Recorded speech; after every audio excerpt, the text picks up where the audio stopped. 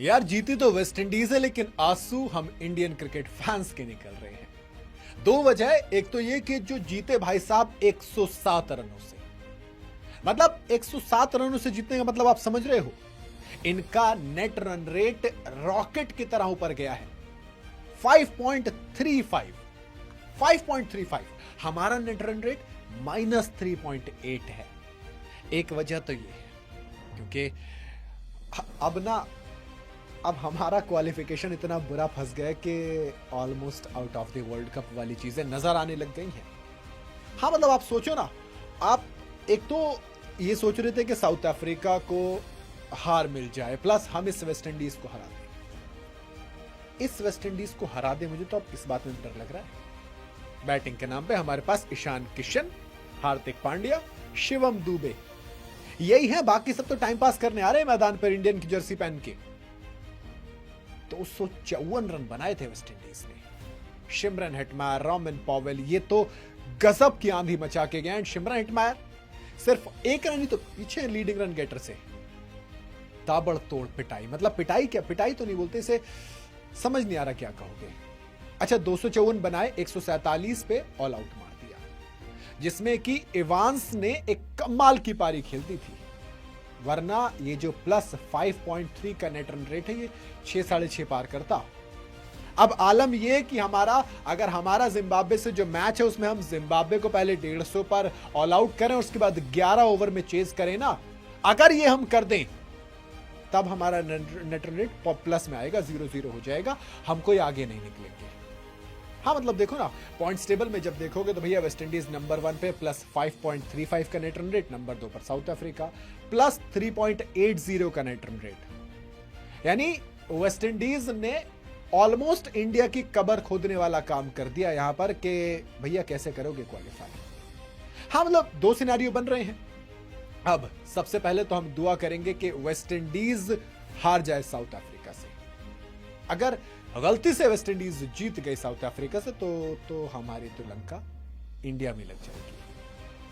हाँ मतलब हम साउथ अफ्रीका से हार गए हैं जिम्बाब्वे, और अगर हम हरा भी दें वेस्ट इंडीज को तो 4 पॉइंट होंगे। नेट रन रेट उतना तगड़ा नहीं होगा हमारा। दूसरी तरफ वेस्ट इंडीज क्वालिफाई कर जाएगी और साउथ अफ्रीका को आप ये उम्मीद लगा सकते हैं कि जिम्बाब्वे से हारेगी।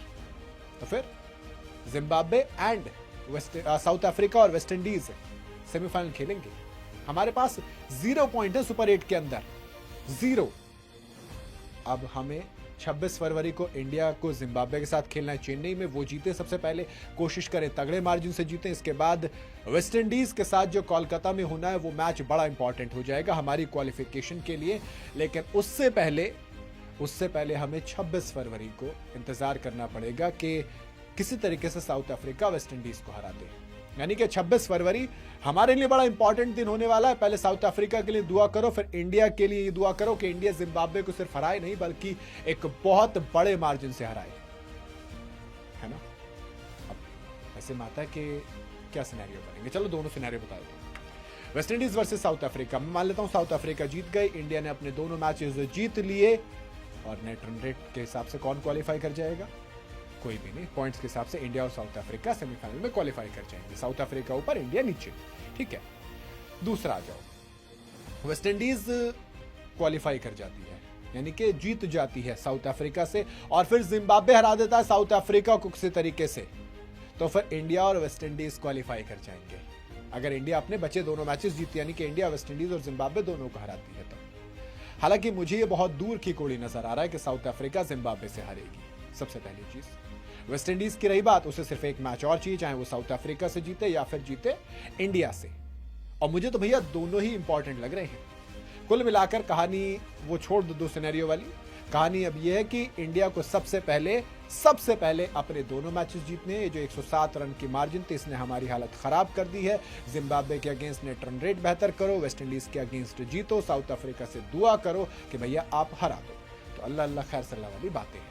खैर दूसरी तरफ मैच की बात भी कर लेते हैं। मैच की बात करें तो वेस्ट इंडीज ने एक तरीके से जिम्बाब्वे को बताया कि सुनो गुरु धरती पे आओ, तुमने ऑस्ट्रेलिया और श्रीलंका को हराया, बहुत बेहतरीन बात है, लेकिन अब जरा जमीन पे लाने की बात भी करते हैं। 254 ठोक डाले, टॉस जीती थी जिम्बाब्वे, पहले कहा था कि हमें काम करते हैं, बॉलिंग कर लेते हैं। वेस्ट इंडीज ने कहा, ये तय किया कि वो दोबारा टॉस जीतकर इतनी आसानी से वेस्ट इंडीज के सामने तो बॉलिंग की ना सोचे।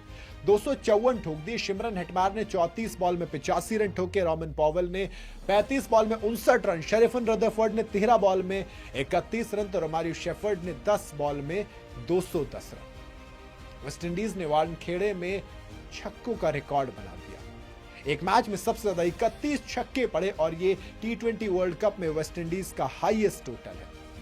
2026 वाले में तो टोटल हाईएस्ट है और ओवरऑल देखोगे तो सेकंड हाईएस्ट है। उधर वेस्ट इंडीज भाई 5 मैच खेले, 5 जीते, कमाल की फॉर्म में है। इंग्लैंड को हराया, स्कॉटलैंड को हराया, इटली को हराया, नेपाल को हराया और अब जिम्बाब्वे को भी हरा दिया। और अब तक की 2 सबसे टफ ऑपोजिशन फेस करने वाले अहमदाबाद और ईडन गार्डन में, यानी कि साउथ अफ्रीका और इंडिया, इंपॉर्टेंट होने वाली है। 7 विकेट जो कि वेस्ट इंडीज के स्पिनर्स ने चटकाए हैं इस मैच के अंदर। जब 147 पर ऑल आउट किया जिम्बाब्वे को तो फिर ये जॉइंट मोस्ट है। आखिरी बार 2012 में न्यूजीलैंड के अगेंस्ट भी यही किया था। दूसरी तरफ अगर शिमरन हेटमायर की बात करूं तो 5 इनिंग में 219 रन, 220 साहिबजादा फरहान के, वो सबसे ज्यादा रन बनाने वाले बैटर हैं। और शिमरन हेटमायर सिर्फ 1 रन पीछे, 54.75 का एवरेज है, 185 से ऊपर का स्ट्राइक रेट है, 250, 15 चौके और 17 छक्के, जो कि इस वर्ल्ड कप में सबसे ज्यादा है। यहाँ सबसे ज्यादा वेस्ट इंडीज के बेस्ट बैटर है। मतलब 34 में 85 जिम्बाब्वे के अगेंस्ट आज मारे, इससे पहले 36 में 64 स्कॉटलैंड के अगेंस्ट, इंग्लैंड के अगेंस्ट 12 में 23, नेपाल के अगेंस्ट 32 में 46 रन। हाँ, मतलब ये चल रहे हैं, वेस्ट इंडीज के लिए कमाल के रहे हैं। ये मैच में कुछ था नहीं, लेकिन ब्रैड इवांस ने जो पारी खेली वो कमाल के रहे। 44 रन की जो पार्टनरशिप आई वो हाईएस्ट पार्टनरशिप है T20 वर्ल्ड कप में 10वें विकेट के लिए। वेस्ट इंडीज वानखेड़े को जरा पसंद करती है क्योंकि जितने मैचेस खेले हैं ना, 5 खेले, 5 के 5 जीते हैं वर्ल्ड कप में। ये 5वीं लगातार जीत है जो कि वर्ल्ड कप के अंदर T20 फॉर्मेट में उनकी लॉन्गेस्ट विनिंग स्ट्रीक है। साथ ही 31 छक्के जो इस मैच में पड़े वो भी सबसे ज्यादा हैं। 2014 में जो रिकॉर्ड बना था नीदरलैंड्स का वो टूट गया। आयरलैंड के अगेंस्ट उन्होंने मारे थे 30 छक्के, अब वो टूट गया। वहीं अगर बिगेस्ट विन मार्जिन की बात करें वेस्ट इंडीज के लिए, 134 से युगांडा को हराया था 2024 में और 107, यानी कि सेकंड सबसे बड़ी जीत है जिम्बाब्वे के अगेंस्ट जो आई है। इससे पहले 104 अफगानिस्तान को हराया था, 84 पाकिस्तान को, 74 ऑस्ट्रेलिया को। तो ये कहीं ना कहीं कमाल है। और वहीं दूसरी बात की जाए तो ये सबसे बड़ी डिफीट है रन के मार्जिन से जिम्बाब्वे के। अगर आप T20 इंटरनेशनल बात करोगे, आखिरी बार 100 रन से ऑस्ट्रेलिया ने हराया था, इंडिया ने भी हराया था हरारे के अगेंस्ट। अगर आप बात करें 2018 से 24 तक, हाँ मतलब कमाल की रहती है। वहीं अगर एक वर्ल्ड कप एडिशन में सबसे ज्यादा छक्के की बात करें तो 17 छक्के शिमरन हेटमायर ने लगाए, जो कि इतिहास में सबसे ज्यादा है। 17 ही निकोलस पूरन ने 2024 के वर्ल्ड कप में लगाए थे। 2012 में क्रिस गेल ने 16 लगाए थे, रामुल गुरबाज ने 24 में भी 16 लगाए थे। वहीं अगर सबसे ज्यादा 250 प्लस टोटल की बात करें T20 इंटरनेशनल में तो 4 इंडिया ने बनाए हैं, 3 जिम्बाब्वे ने, 3 वेस्ट इंडीज ने। वर्ल्ड कप के अगर आप हाईएस्ट टोटल की बात करेंगे तो 260 रन श्रीलंका ने बनाए थे जोहान्सबर्ग में 2007 में, और 254 वेस्ट इंडीज ने बना दी है वानखेड़े में 2026 में, जो कि सेकंड हाईएस्ट टोटल है। कुल मिला के 19 छक्के वेस्ट इंडीज ने जड़े, जो कि एक T20 वर्ल्ड कप इनिंग में जॉइंट मोस्ट है। 19 नीदरलैंड ने भी जड़े थे 2014 में।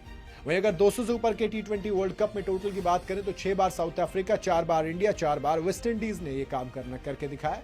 100 विकेट की पार्टनरशिप की बात करें तो वो भी कमाल की रही है। इसमें 145 क्रिस गेल और डेविन स्मिथ की रही थी 2007 में, 133 रन की आंड्रे फ्लेचर और क्रिस गेल की थी ऑस्ट्रेलिया के अगेंस्ट 2009 में। शिमरन हेटमायर, रॉबिन पॉवेल की जो 122 रन की पार्टनरशिप थी, ये वही रिकॉर्ड में शुमार हुई है। तो कुल मिला के एक कहानी शिमरन हेटमायर के नाम रहेगी, कहानी वेस्ट इंडीज के नाम रहेगी, कहानी इंडिया के लिए धक धक वाली रहेगी। बाकी बताइए आप क्या कहना है कमेंट के अंदर।